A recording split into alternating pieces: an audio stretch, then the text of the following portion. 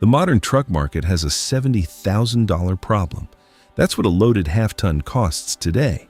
And after 23 years turning wrenches for a living, I'll tell you what that money actually buys: an engine built to be thrown away.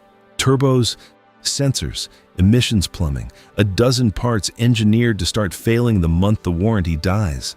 That's not bad luck. It's the business model. They need you back on the lot in 8 years. But every so often, a truck rolls into my shop that just won't quit. 400,000 miles, still earning its keep, and it's almost never the new ones. So today, I'm giving you 3 American pickups you can still buy used that'll outlast anything on a dealer's lot right now. Not fancy trucks, not trailer queen collector trucks, working pickups a regular person can still find and afford. And here's the thread that ties them together. The toughest engine of the 3 was never even designed to be a truck engine at all. I'm saving that one for last. Let's start at number 3, the truck nobody looks twice at. Number 3 is the Chevrolet S10 with the 4.3 Vortec V6, built through the 1990s and early 2000s. A regular of mine, Marcus, runs a landscaping crew and bought his '98 S10 used for next to nothing. It's at just under 290,000 miles on the original engine, and he's paid me to change the oil and not much else. The stigma is that it's just a little V6. People assume weak and disposable. Here's what almost nobody knows: that 4.3 is a Chevy 350 V8 with 2 cylinders cut off. Same bore, same forgiving cast iron bottom end that made the small block one of the most unkillable engines ever built. And it wasn't only in the S10. The exact same motor went into Blazers, Astrovans, and full-size Chevys. And it's one of the most common inboard boat engines in America. When Mercruiser needed something that would run wide open on a lake for 20 years, this is the engine they reached for. You're buying a boat engine with a truck bed. Here's your buy check. On a 1996 to 2002 truck, ask whether the Spider fuel injector has been swapped for the updated MPFI unit. That's the one real weak spot, and it's a cheap fix. And pop the hood to look for coolant disappearing with no puddle underneath. The plastic intake gasket seeps with age. Neither is a deal breaker if it's been handled. It's a deal breaker if the seller has no idea what you're talking about. A clean one runs $4,000 to $7,000, a truck that'll outlast a new one for the price of a used car down payment. But if you tow heavy, number 2 is what you want.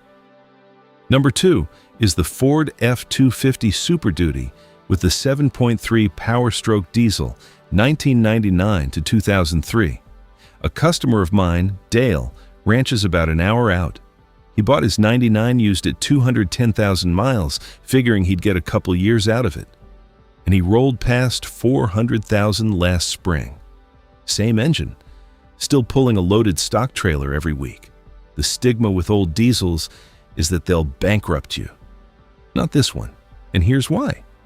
Ford didn't build this engine. International Harvester did, the same company that builds commercial trucks. The identical 7.3 lived in ambulances, U-Haul box trucks, and shuttle buses, machines that absolutely cannot fail to start on a cold morning with someone's emergency writing on it. That's the standard this engine was held to. Ford just wrapped a pickup around a commercial diesel.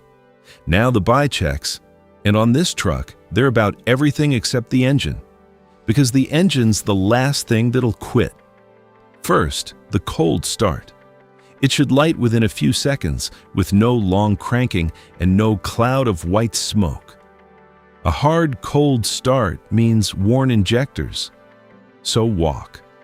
Second, the transmission. The automatic is the real weak link here, not the motor. So on an auto, you want service records or a rebuild behind it.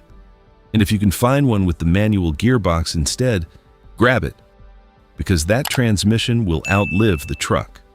Third, rust. Check the frame and cab corners hard, because the body gives out long before the drivetrain. A solid one runs $8,000 to $15,000. Sounds steep. Until you price a new diesel at 70 grand and watch it depreciate. This one already did its depreciating 20 years ago. You get the tough part for cheap. But it's still not the king. Number one is the truck people talk about like a legend. And there's a real reason it earns that. Number one is the Dodge Ram 2500 with the Cummins 5.9 12 valve, built 1994 to 1998. This is the one people drive until the body rusts off around a running engine. My oldest customer on this list, Roy, has been coming to me since I opened. He's passed 630,000 miles on his 96 Ram, original engine, original pump, and he's never once found a reason to buy anything else. The one thing you need to know about it, the fuel pump on these is purely mechanical. No computer, no sensors, nothing electronic anywhere in the fuel system to strand you. It's the whole reason I've personally watched these roll past 1 million miles. There's nothing on it a computer can kill, and nothing a good mechanic can't fix with hand tools in a driveway. But there's one catch you have to check, and I won't sugarcoat it: the killer dowel pin. It's a small pin up front that can work loose over the years, and if it drops, wreck the engine. Sounds terrifying. It's a non-issue if you handle it. One question to the seller: has the KDP tab been installed? It's under $100 and an afternoon of labor, and once it's done, that risk is gone for good. While you're under there, look hard at the frame and cab corners for rust, because a perfect engine in a rotted-out body is still a no. A clean 1994 to 1998 12 valve runs $12,000 to $25,000, more than the others, and it holds that price better than anything else on this list, because the people who own them know exactly what they've got. You'll find the good ones in the classifieds run by farmers and older tradesmen who kept them like tools, not toys. And a clean one with the dowel pin already sorted is gone within a day of being listed. And here's why they know. That Cummins was never designed to be a truck engine at all. Years before it ever saw a Dodge showroom, it was built as an industrial and agricultural engine, the very same 5.9 Cummins that powered Case and John Deere tractors, road graders, generators, and boats. Dodge didn't engineer a tough pickup motor. They went and bolted a piece of farm equipment between the frame rails and sold it with a tailgate. That's the secret hiding in plain sight. You're not buying a pickup engine that happens to last. You're buying a tractor engine that happens to have a truck wrapped around it. And a tractor engine simply does not care how many miles you put on a pickup.